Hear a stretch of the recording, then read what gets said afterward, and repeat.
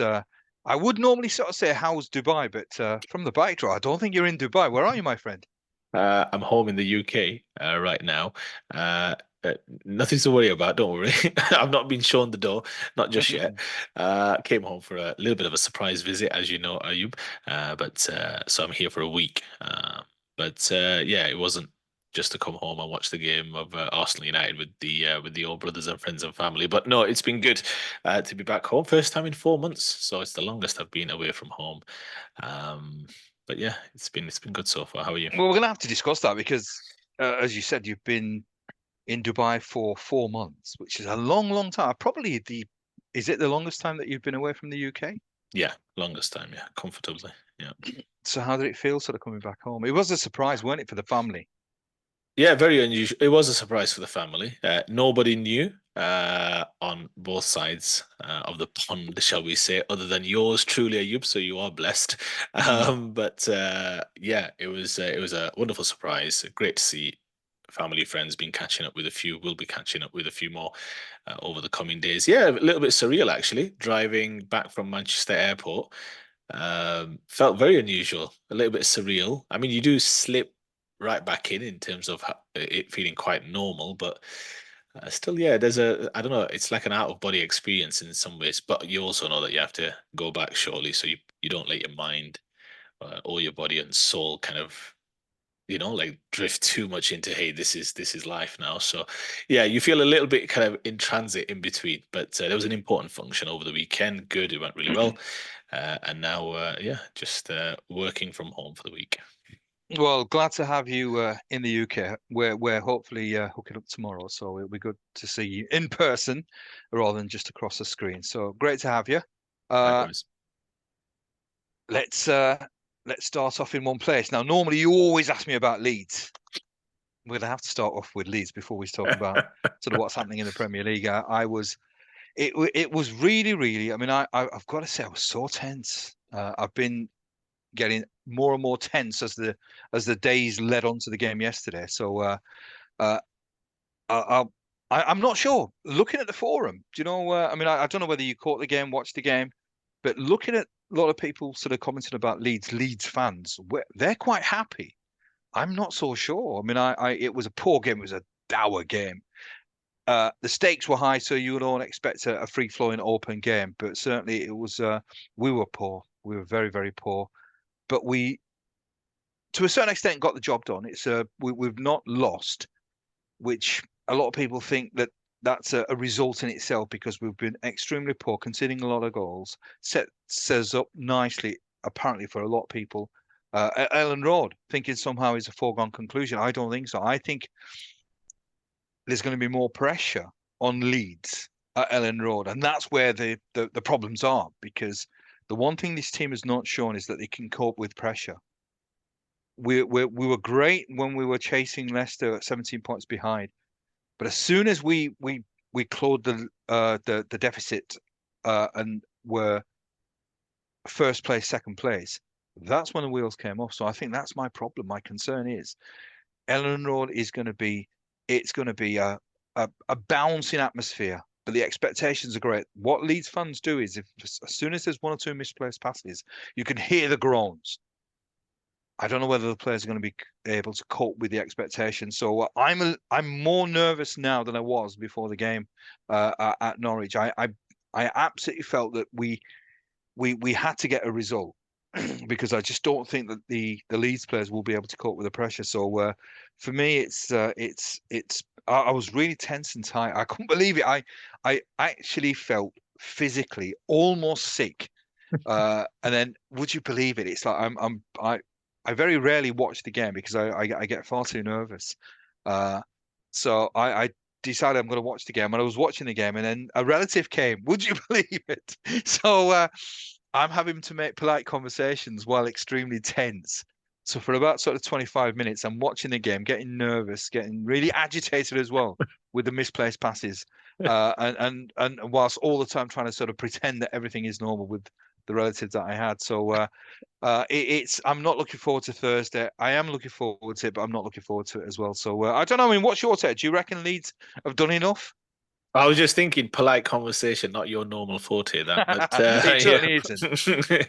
it's funny you said that about the pressure. I think it's because, and I imagine you agree, it's just there's such a finality about it now. I mean, when you're playing games 40th, 41, 42, it's important as all of them are. But there's a feeling that maybe the next game could be this. We could start a recovery if that makes sense, and maybe we get Mm. a win on the bounce. And yes, you finished the season in very poor form, which led to you slipping into the playoffs.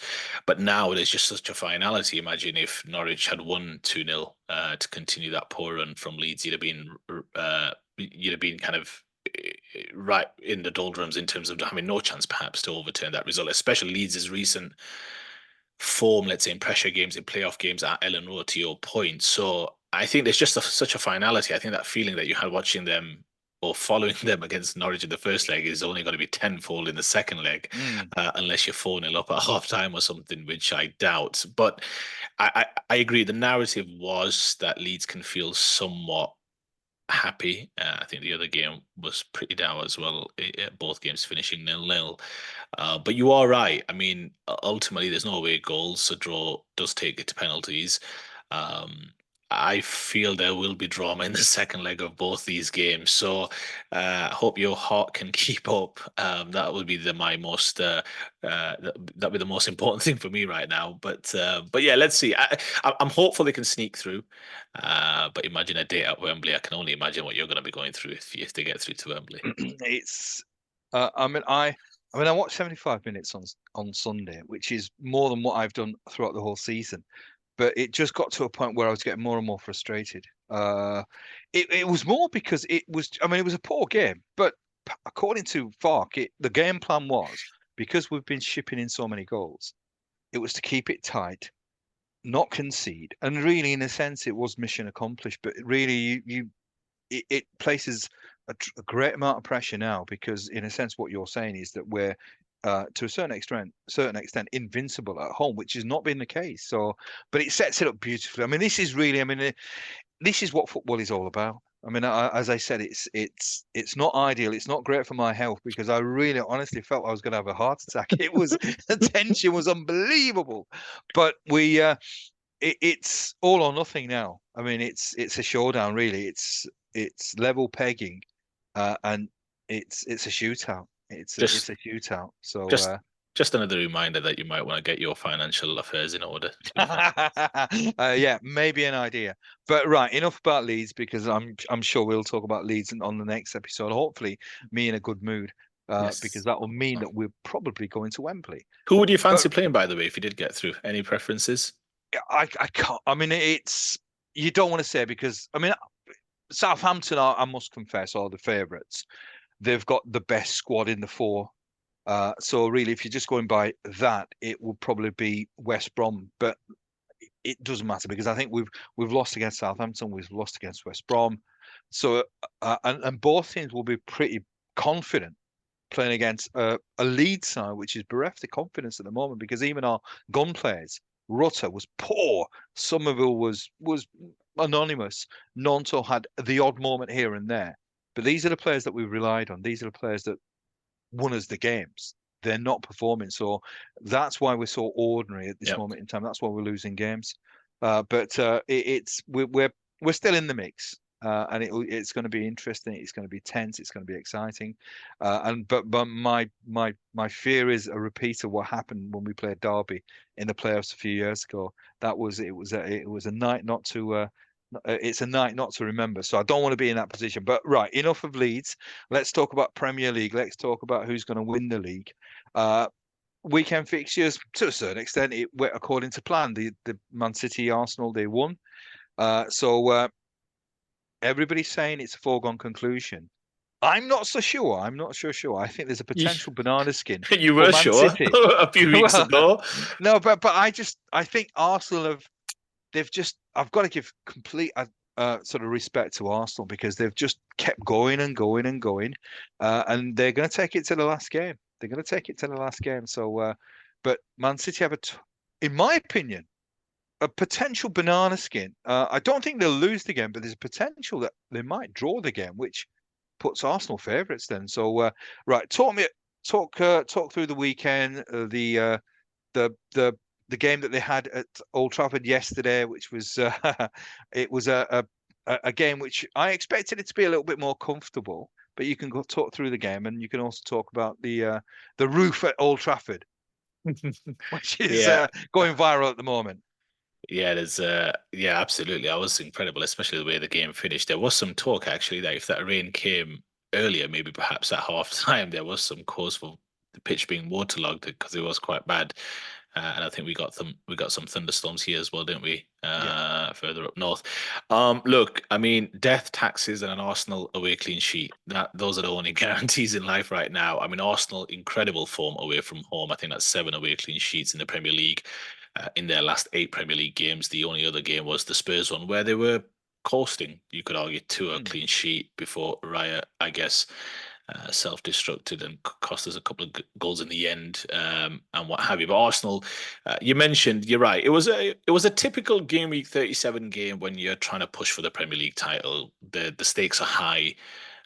Your football is not necessarily going to be at its best. Yes, Man City put in a pretty solid performance against Fulham, but they always do. They've been here, done that, got various T-shirts. But from an Arsenal perspective, I think they had gears to go through. But I think once they got the goal around, what was it, 25th minute mark or 20th minute mark, I think they then have so much confidence in their ability to defend that they felt that they didn't need to take any unnecessary risks and open themselves up. And I think the fact that they put such a high premium on keeping clean sheets is something to be applauded. I mean, Mm. that's what Mm. I think 28 goals conceded, I think, for the season. So potentially to finish under 30 goals is quite the incredible achievement, really, in this day and age. Yeah, look, Arsenal deserve immense credit. After the defeat against Aston Villa, many felt that that was it, and there was still a lot of tough games to come there afterwards. But the fact is, they've recovered from that, recovered from the Champions League defeats, to then keep winning. They've beaten Spurs away, United away, and no matter what you might say, those are still games that look tough when you've got multiple games like that. Plus, you've given some of the initiative away. So, great deal of mental strength. Arteta deserves a huge amount of credit. I think he's created this team to the point where clearly your eyes tell you that they're an incredibly high functioning team, solid, compact, can play multiple different ways, great squad, great quality off the bench, great contributions everywhere, and still a relatively young squad. So you'd still expect them to continue at this high level, hopefully for another few years to come. So, look, on the game itself, I thought they deserved to win.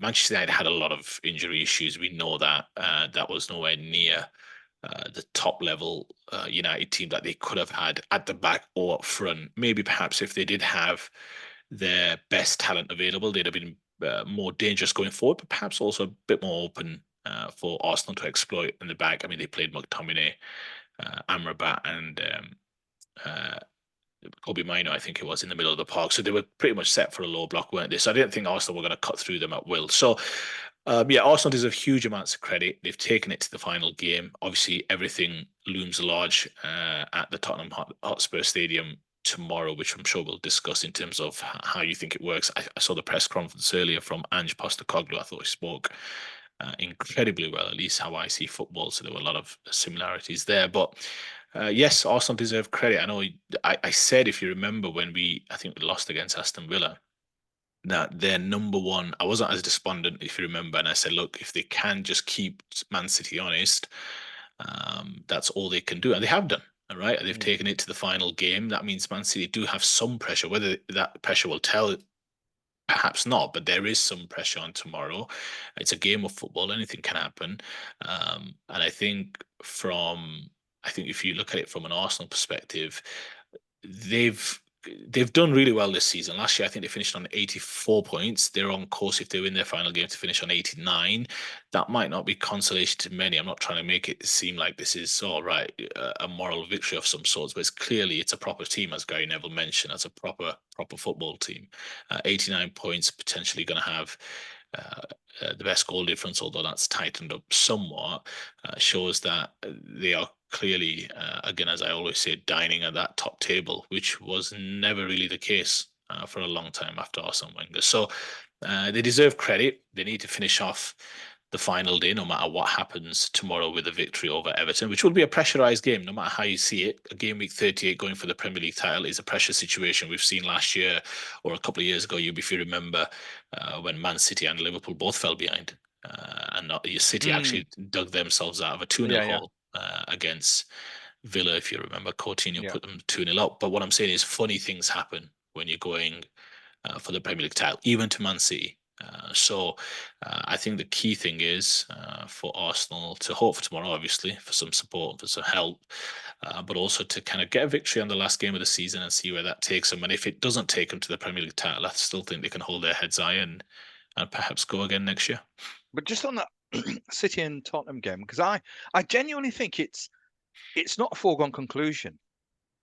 You've obviously heard the press conference from the Spurs manager. I mean, I'm not sure what he said, but he's it's a lot of people are just saying, well, because Spurs don't want to give the title to Arsenal, they'll just roll up and die. I just don't think that's the case. I think these are professional footballers. I think Ange has still questions to answer. I think it's been a mixed season, and a result against Man City will obviously, it all goes well for the following season, because I think he obviously wants to still sort of be considered a Spurs manager that they've got faith in. Uh, and a result against Man City will obviously go a long way towards convincing people that he probably is somebody that deserves another season. So I don't think it's a City win easily. I've got a feeling that there may be uh, a, a draw in this game.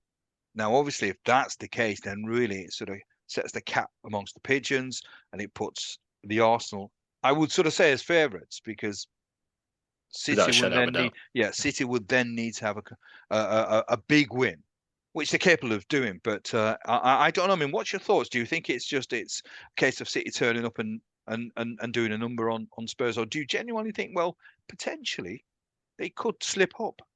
Yeah, I mean, look, I think this is a really interesting, I want to say case study, but I think it encapsulates football in a very interesting way about what players, how players would perform, what incentives do they need to perform, uh, the fans' dynamic, which is, I believe, totally different sometimes from the players. The players, how many players are in that Tottenham team that are like Tottenham supporters per se? Mm, Of course, they are professionals. They want to do what's best for Spurs and for themselves and for their careers. I'm not disputing that. What I'm saying is a fan's loyalty towards this club is sometimes a little bit different, or it's at least coming from a different place, if I can say that.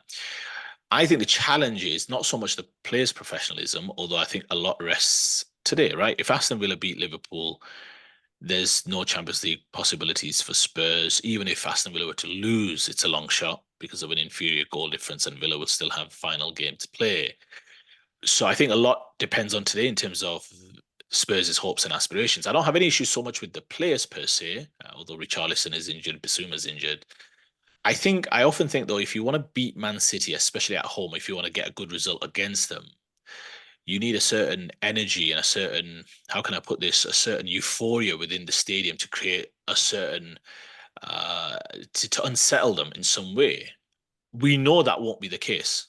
I mean, you can slice it or dice it any which way, but there will be the majority of fans, or a lot of fans, inside that stadium that will not want Spurs winning that game, especially if Aston Villa win today, because it's a dead rubber for them. I mean, they're pretty much. I mean, I don't know what their position is with regards to fifth, but the point I'm making is they don't really care for Europa League anyway. So I think the fact is that the mood within the stadium will be, I want to say, it'll be kind of you need to, again, you need to create that situation within.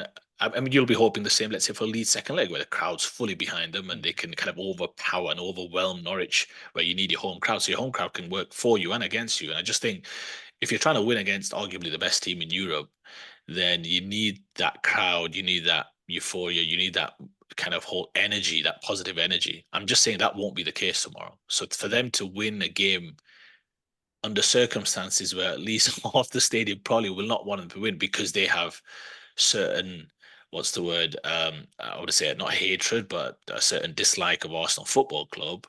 I'm not sure how that will work in terms of trying to get them to a result, because against Man City you need all the help you can get. yeah, yeah. So that would be my bigger concern from a Spurs perspective. Just very quickly, what Ange spoke about, and I thought it was really, really well summarized. And it's exactly how I see football. He spoke about how, look, ultimately your own hopes and aspirations and goals for the future should not be tied to other teams' successes slash failures. And in the end, you want the same way I want Arsenal to compete at the highest level, not because it means they've finished above Spurs or they've finished comfortably ahead of Man United or Liverpool or whatever that might be. It's because you want your own team to be successful for the fact that they are as a top club should be competing for honours. Doesn't mean they have a divine right to win those. And I think Andrew was simply just trying to say, look, our hopes for Spurs are not tied to hoping Arsenal fail. And I actually think, in some respects, this is just my own view, but it's a very kind of small and limited mentality if your kind of hopes are simply tied to the fact that, well, I hope they don't win it when they're probably 20, 25 points ahead of you, whatever it might be. I mean, it's just you want your own team to be successful and evaluate where your own team's coming up short or perhaps doing things well. Arsenal right now are riding high, but they've been in the doldrums, haven't they? So they've had their time. They've built really well. I'm not saying Spurs should want Arsenal to win. What I'm simply saying is Ange, I thought, summarised it well to say, look, we're on our own journey and we need to get to these where these big boys are to try and compete for titles ourselves. So he's going to set his team up to win. I don't think he would know any other way. I just question, like I said, the feeling and the vibe inside of that stadium when you're going up against arguably the best team in Europe, how that's going to work perhaps against Spurs to try and get a result. Again, I feel like you need a lot of good energy. Same way Arsenal had when they played Man City earlier this season at the Emirates. Like they had a lot of good feeling in the stadium. It was 0-0, and they got a bit of luck, but there was a sense you summarized it very well just to finish off at the time. I remember where you said, look, it just felt like if there was going to be a team that won it, it was going to be Arsenal pushing forward, and they got that winner through Martinelli. So yeah, I'm not so sure. I mean, you were convinced Man City were winning this league, and I feel like now you're kind of backtracking a little bit. No, no. I mean, I'm not. I mean, I think they will win the league, and I think you make a really, really good point. And I think that perhaps will be the key element in terms of the crowd because it's usually quite an intense atmosphere, but it's almost going to be like a carnival atmosphere to a certain extent because I've got a feeling that if Manchester City score, even the Spurs fans will cheer, and it's just going to be quite a dislocating experience for the players because it will be where you've got fans who are celebrating the opposition team scoring to a certain extent. I'm not sure everybody will do that, but the the wish of most Spurs fans is that they'd rather lose the game than Arsenal win the league because that's going to be the overriding factor. Because this is, I mean, if you've been to London, North London, I mean, this is really a case of you've got. Uh, I don't think it's vicious in terms of the antipathy, the animosity that the two sets of fans have, but there are bragging rights, and certainly I think Spurs fans. The worst thing, I mean, I've got Spurs fans as friends, and that's the last thing they want. They do not want Arsenal to win the league. And the fans that I've spoken to are quite more than happy to want Man City to beat them. And they would be more than happy to celebrate a goal from Man City against their own team, which is, it's bizarre. I mean, I would never want that. My support for Leeds overrides anything else. And I've never been one to, I mean, if it was, if Leeds losing meant Manchester United not winning the league, I'd still want Leeds to win because, as I said, my support for my club overrides anything else. It doesn't really matter what the impact of my team losing would have or winning would have. So I'm just I can't share the experience or the sentiments of many of the Spurs fans, but I think that's where perhaps Spurs may not get the result. I think it's just because the reaction of the crowd will probably be slightly confusing. Yeah, just on that, I mean, I guess we all remember where we were in 1995, right? When Liverpool beat Blackburn Rovers at Anfield. I remember where I was watching the game. And I guess if you think about it, for Liverpool, I'm trying to think if it was Jamie Redknapp who scored that free kick into top corner. I'll have to double check. But you think back to obviously with Man United failing to win at West Ham, I think it was 2-2 or what have you, if memory serves. Um, yeah, you can imagine what Liverpool, the oldest rivalry for them in terms of Man United, and having and beating Blackburn Rovers to give Man United an open chance to win the game and win the league, which they failed to do. You can imagine. I wonder what the reaction would have been at at Anfield at the time. I mean, I remember it vaguely, but obviously King Kenny was in the dugout for the opposition. But you can imagine it's a similar scenario, right? Because Mm, there's not many within Anfield that day would have wanted to yeah, be the reason why Manchester United won the Premier League. I would argue it was probably 100% success rate in terms of. yeah. So it's probably a similar situation. I think there's different types of supporters. It's not right or wrong. I think this is just what it is. Unfortunately, there'll be some supporters who'll take the view that look, yeah, we might not like Arsenal, but for the sake of the league, we don't really want to see a team win it like 4 times in a row. There'll be the majority who think, no, we just hate Arsenal, so we're more than happy for City to win it. There'll be some who'll be probably quite apathetic towards it all, and there'll be some in your kind of camp where it's like, no, I'm Spurs first, so I want Spurs to win. Yeah, I just think it is what it is. I don't think Arsenal can have any gripes. You have 38 games to finish top of the Premier League, and right now they're on the back foot. So I don't really see it as a, hey, listen, we want Spurs to. No, look, it's 38 games. You take what you can take. Arsenal have acquitted themselves really well. It looks like they may just come up short. So be it. It is what it is. You've got to give credit to Man City, who've lost once. I mean, if you think about it, I think I read a statistic. Obviously, I follow every single game, but they've only lost like against Villa in the last 40 odd games in all competitions. They didn't lose against Real Madrid. They drew 2 games of Mm. football. So if that's what it takes, and that's the team that's going to win the league, I mean, just have to doff your cap to them. So let's see. I just thought yesterday I was incredibly proud of Arsenal, genuinely, just because I thought this was a final kind of confirmation, albeit against a very weakened and kind of underconfident Manchester United outfit. That they still went there, they got the goal, they had a full commitment that they were going to keep a clean sheet, and they kept a clean sheet, and that's ultimately what matters. So it was really, I thought, a performance that said, "Look, we're here, we're still knocking," and I thought, again, Mikel Arteta, I think, deserves a huge amount of credit. I really do admire his managerial traits. And if you think about last year, if you remember, he was very a lot of histrionic sometimes on the touchline, and he upset a few people, and so be it, understandable. But this year, albeit he's got a few yellow cards, but I think he's been given a few yellow cards just because a lot of managers have been given yellow cards. You even get yellow cards, I think, when some of your touchline staff also kind of misbehave, let's say. But he's toned it down. He's matured. He's made a lot of good acquisitions in the transfer market. He's been backed, but he's got a lot of good. He's brought some young players through as well. It's a good team. It's a good team to watch, I think, for most neutrals as well. And again, you need competition in the league. So if it wasn't for Arsenal, if it wasn't for Liverpool for the majority of this season, it would have been another runaway season for this incredible outfit in Manchester City. So they do deserve a lot of credit. And I hope most footballing observers will observe that, even if they just come up short. I'm slightly of the different opinion. I do agree. I think he's done a wonderful job. It's an amazing job that he's done. Acquisition has been superb. I think his coaching is exceptional. The work ethic, the camaraderie, and it really is. This is almost in terms of certainly in terms of keeping clean sheets. I mean, for our younger viewers, they probably obviously don't know about the Arsenal of old. It's like 1-0 to the Arsenal. They were defensively very solid, and this team almost is it. It is the perfect football team. And you talked about it before that they can if somebody wants to play football with them, they'll play football. If somebody wants to rough it, they'll rough it. So it's every single aspect of the game they can cover. They're an incredible talented football side, and I think the disappointment for me is, and it's not really disappointment. I'm just making an observation here that I still maintain. I mean, a lot of people would disagree with this, and maybe it's understandable why they will disagree. I think, in terms of footballing sides, I think they're the best footballing side in the Premier League. I think they are better in terms of the tools that each manager has. So in terms of tools, I think Arteta has, uh, in my opinion, a stronger squad, and I think that's where I, as an Arsenal fan, will be disappointed. And obviously, your opinion is different, but I genuinely think that that it was in their hands. Again, it's a bit similar to last season, but I think from last season to this season, I think Arsenal are a better outfit.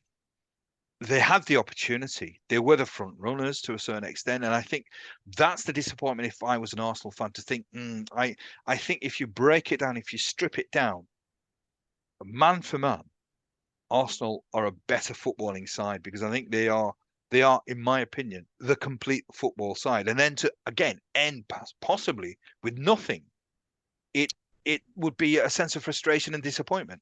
You say nothing, but I mean, look, we've had this discussion before. There's a good chance that they may fall 2 points short of winning the Premier League title. And you might say it's still second place and it means nothing. Fair. I mean, we can all evaluate football as we see fit. But the point is, I really don't think it is nothing because I swear, like, Arsenal have won cups before and they finished seventh, eighth, third, fourth, but they've never been part of these big games. Odegaard spoke about it, Havertz spoke about it in his pre-game conference. Said, look, it's really enjoyable to be part of these big games where you know you have to be at your best. You know you have to win these games.